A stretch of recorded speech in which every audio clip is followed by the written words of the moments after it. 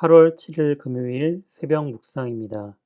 오늘 우리에게 주신 하나님의 말씀은 고린도전서 2장 6절에서 16절 말씀입니다. 그러나 우리가 온전한 자들 중에서는 지혜를 말하노니 이는 이 세상의 지혜가 아니요 또 이 세상에서 없어질 통치자들의 지혜도 아니요 오직 은밀한 가운데 있는 하나님의 지혜를 말하는 것으로서 곧 감추어졌던 것인데 하나님이 우리의 영광을 위하여 만세 전에 미리 정하신 것이라. 이 지혜는 이 세대의 통치자들이 한 사람도 알지 못하였나니 만일 알았더라면 영광의 주를 십자가에 못 박지 아니하였으리라. 기록된 바 하나님이 자기를 사랑하는 자들을 위하여 예비하신 모든 것은 눈으로 보지 못하고 귀로 듣지 못하고 사람의 마음으로 생각하지도 못하였다 함과 같으니라. 오직 하나님이 성령으로 이것을 우리에게 보이셨으니 성령은 모든 것, 곧 하나님의 깊은 것까지도 통달하시느니라. 사람의 일을 사람의 속에 있는 영 외에 누가 알리요? 이와 같이 하나님의 일도 하나님의 영 외에는 아무도 알지 못하느니라.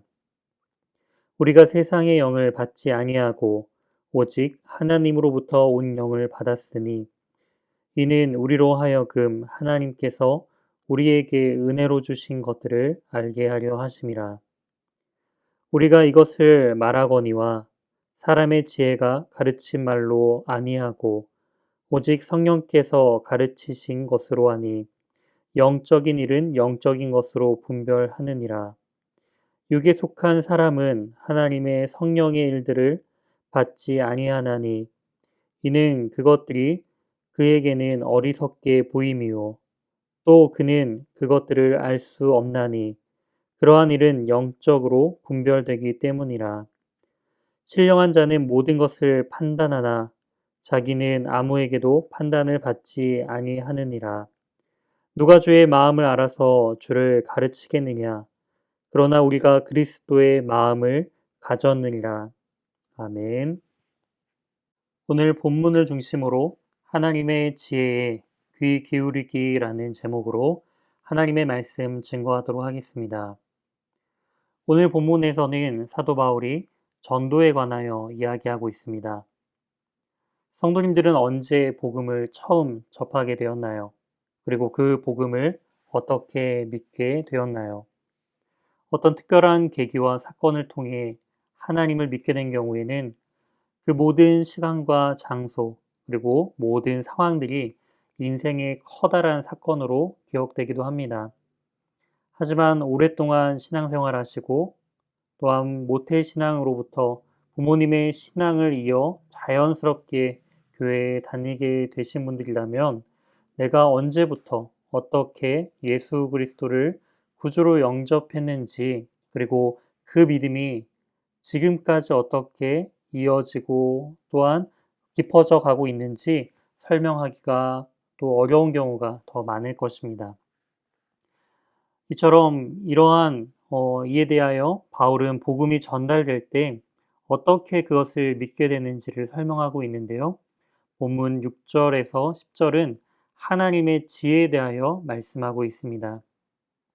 하나님의 지혜는 세상의 지혜도 아니고 통치자들의 지혜도 아니라고 말씀하고 있습니다. 세상과 그리고 그 세상을 통치한다고 여기는 그 통치자들은 바로 하나님의 지혜를 모른다는 것이죠. 여기서 그렇다면 하나님의 지혜는 과연 무엇일까요? 8절에서 나오는 것처럼 바로 하나님의 지혜는 예수 그리스도이십니다. 세상과 그리고 세상의 통치자들은 예수 그리스도가 하나님의 지혜임을 알지 못했기 때문에 바로 그 영광의 주를 십자가에 못 박고 말았다고 성경은 기록하고 있습니다. 하나님의 지혜는 감추어져 있습니다.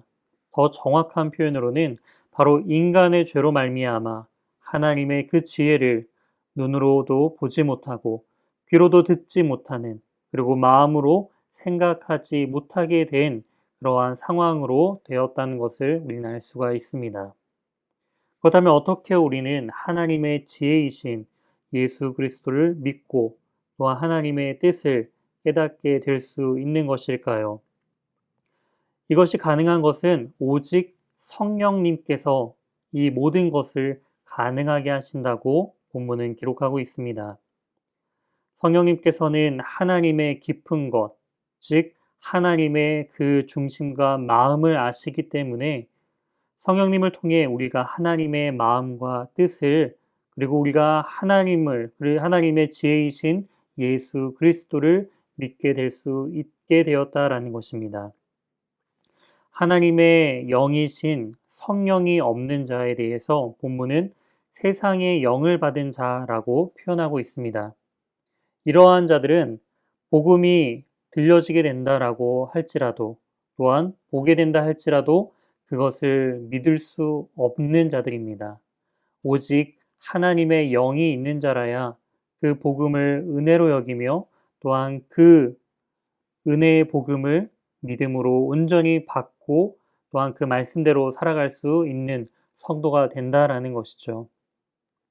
이처럼 성도는 세상의 영을 받은 자가 아닌 바로 하나님으로부터 온 영을 받은 자들입니다.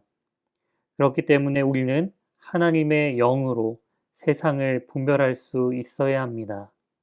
세상이 우리를 미련하게 여긴다 할지라도 성령 하나님께서 우리가 하나님의 지혜를 믿게 하신 것 같이 또한 그리스도의 마음으로 하나님 앞에서 바로 그러한 신령한 삶을 살아가며 성령 하나님의 인도하심을 따라 믿음의 길을 온전히 걸어 나아가는 저와 우리 연희교회 성도님들이 되시길 주님의 이름으로 소망합니다. 함께 기도하시겠습니다. 우리를 하나님의 거룩한 백성으로 택하여 주신 주님 감사드립니다.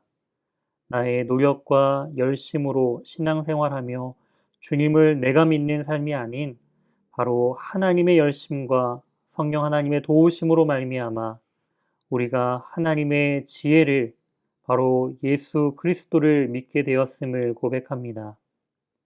이제 우리가 하나님의 영을 받은 자로서 세상을 온전히 분별하며 성령님께서 인도하시는 복된 삶을 살아갈 수 있도록 인도하여 주시옵소서. 우리의 모든 삶을 주님께 온전히 의탁드리오며 이 모든 말씀 살아계신 예수 그리스도의 이름으로 기도드립니다. 아멘. 다음 기도 제목을 가지고 함께 기도하시겠습니다. 첫 번째, 오늘 말씀을 기억하며 오늘 하루도 하나님의 지혜를 따라 살아갈 수 있는 힘과 능력을 허락해달라고 기도해 주시기 바랍니다. 두 번째, 담임 목사님 청빙을 위해 기도해 주시기 바랍니다.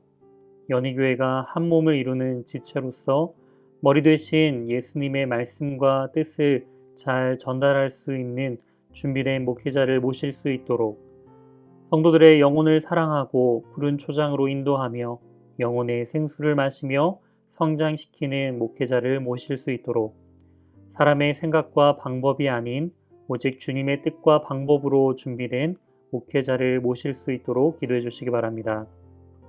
세 번째, 코로나19의 조속적인 종식과 교회와 모든 성도들의 안전을 위해 기도해 주시기 바랍니다. 네 번째, 이찬우, 송용희 선교사님의 사역과 가정 그리고 건강을 위해 기도해 주시기 바랍니다. 다섯 번째, 입원 요양 치료 중인 환우의 회복을 위하여 기도할 때에 오늘은 조호종 장로님을 위하여 함께 기도해 주시기 바랍니다. 폐렴 증세와 또한 콩팥에 이상이 있으신데 건강이 빨리 회복될 수 있도록 함께 기도해 주시기 바랍니다. 중고등부 온라인 여름 수련회 기도 제목입니다. 첫 번째, 영상으로 드려지는 집회와 프로그램을 통하여 중고등부 학생 모두가 예수 그리스도라는 구원의 방주를 놓치지 않을 수 있도록 기도 부탁드립니다. 두 번째, 영상으로 진행되는 수련회이기 때문에 방송 사고와 오류들이 있을 수 있습니다.